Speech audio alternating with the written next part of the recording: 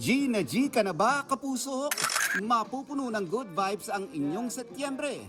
Dagdag ang unli and unfiltered laughter na hatid ni unkabogable star Vice Ganda. Dahil ang comedy talk show na Gandang Gabi Vice, mapapanood na sa Kapuso Network. Super excited. Dinasal ko to winish ko.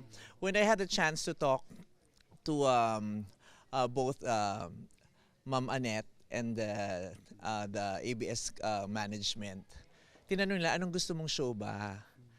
Nung meeting ko with GMA, ang sinabi ko, GGV ang gusto ko. Fresh episodes ang mapapanood soon. At mas excited si Vice ngayon dahil magiging mas malawak na ang viewership. At mas dadami na ang pwede niyang maging guest sa show. Yung pinaka nakaka-excite, yung mga kapuso stars na gusto kong i-interviewin at makasama sa show ko, posibleng-posible na. Vice ko ikaw tatanungin. Like parang sino yung mga nasa wishlist mo? Madami. Siyempre, meron akong Michael V. Lagi yung Michael V, nasa listahan ko lagi yan. Marian. Si Ding Dong kasi na-experience ko na sa GGV, naka-twice na yata siya. Diba sila? Alden, yung mga... Maraming sikat ng maraming sikat na kapuso stars.